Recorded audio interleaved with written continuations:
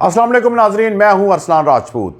Donald Trump और Vladimir Putin के दरमियान मुलाकात क्यों नाकाम हुई और इसका यूक्रेन पर क्या असर पड़ेगा?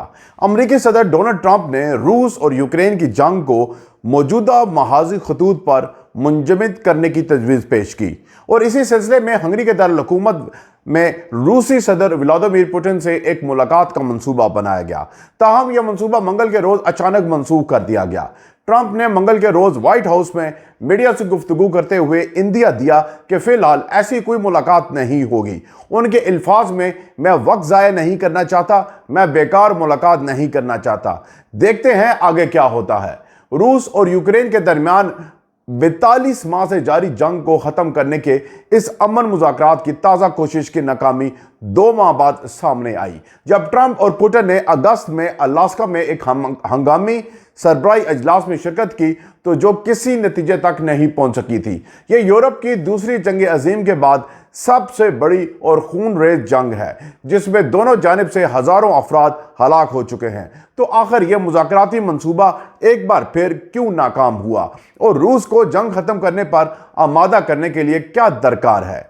अब ट्रंप की ताज़ा तरीन तजवीज़ क्या थी? अपनी सदारती मुहिम के दौरान ट्रंप ने दावा किया था कि वह सिर्फ 24 घंटों में रूस और यूक्रेन की जंग खत्म कर सकते हैं, मगर 1 साल से ज्यादा गुजर जाने के बावजूद और अपनी दूसरी सदारत मुद्दत के 10 माह मुकम्मल होने पर अब वो इस बात पर मायूसी का इजहार कर रहे हैं कि अमन के हवाले से कोई पेशरफ नहीं हो रही। पुतिन का मौक़िफ़ यह है कि अगर रूस को जंग बंदी पर आमादा करना है तो यूक्रेन को मुकम्मल तौर पर गैर मुसल्लह किया जाए और रूस को वो तमाम इलाके दिए जाएं जो वो अब तक कब्जे में ले चुका है। यूक्रेन ने इस शर्त को सख्ती से मुस्तरद कर दिया। इतवार की रात ट्रंप ने रूस से मुतालबा किया कि जंग को मौजूदा महाजी खतूत पर मुंजमद किया जाए ताकि बाकी मामलात बाद में मुज़ाकरात के जरिए तय किए जाएं। ट्रंप ने कहा, मेरी बात सादा है, वहीं रुक जाएं जहां अब हैं, घरों को लौट जाएं, लोगों का कत्ल बंद कर दें और ये सब खत्म कर दें। मौजूदा महाजी खतूत डोनबास के इलाके से गुजरता है, जो सनती मरकज है और जंग का सबसे ज्यादा निशाना बना हुआ है। ट्रंप ने कहा, जैसे ये इलाके तकसीम है वैसे ही रहने दो, तकरीबन 80% इलाका रूस के पास है, इसी तरह छोड़ दो, बाकी बातें बाद में तय कर लेंगे।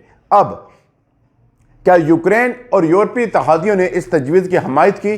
तो जी हां, मंगल के रोज यूक्रेनी सदर व्लादिमीर ज़ेलेंस्की और कई यूरोपीय रहनुमाओं ने एक मुश्तरका बयान में ट्रंप की तजवीज़ की जोरदार हमायत का ऐलान किया। उन्होंने कहा कि फौरी जंगबंदी और मौजूदा लाइन ऑफ कॉन्टैक्ट को मुज़ाकरात की बुनियाद बनाया जाना चाहिए।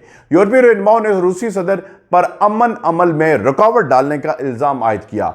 उस बयान में कहा गया कि रूस की ताखीरी हिकमत अमली ने बार बार साबित किया कि अमन के लिए संजीदा सिर्फ यूक्रेन है। पुतिन अब भी तबाही और तशद्दुद का रास्ता चुन रहे हैं। साथ ही यूरोपीय ममालिक ने रूसी मईशत और दिफाई सनत पर मजीद दबाव बढ़ाने का ऐलान किया ताकि पुतिन को अमन पर मजबूर किया जा सके।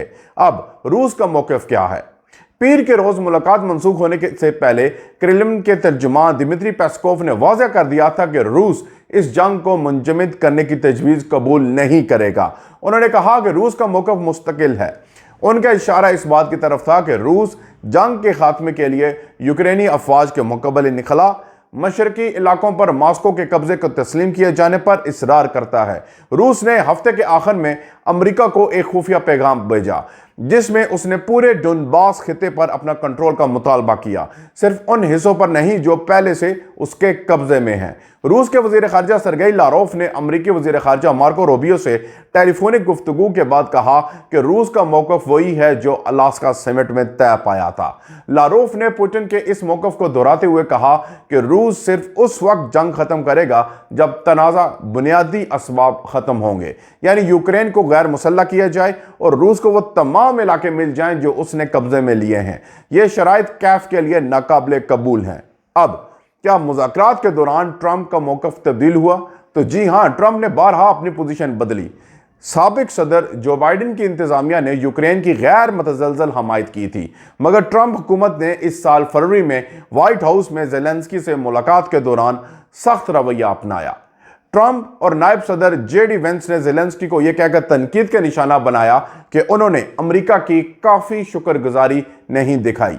मार्च में ट्रंप ने मॉस्को पर सानवी इक्तसादी पाबंदियों की धमकी दी, जिसे उन्होंने अगस्त में दोबारा दोहराया। लेकिन जब वो अगस्त में अलास्का में पुतिन से मिले तो उन्होंने उल्टा ज़ेलेंस्की पर दबाव डाला कि वो रूस के साथ कोई मुआहदा कर लें, चाहे कुछ इलाके रूस के कब्जे में ही रहें। अब ट्रंप ने उस वक्त कहा था कुछ इलाकों का लेन देन होगा, दोनों को थोड़ा देना पड़ेगा, लेकिन अगले ही माह उन्होंने एक और यू टर्न लेते हुए कहा यूक्रेन अपने इलाके वापस हासिल कर सकता है, बल्कि शायद इससे भी ज्यादा। तो नाजरीन, अब इस जंग का क्या असर पड़ेगा? सबसे बड़ा असर गैर यकीनी सूरत हाल है। मौजूदा सरबराही इजलास के मंसूख होने का मतलब यह है कि रूस यूक्रेन जंग के खात्मे की कोई सूरत फिलहाल नजर नहीं आती।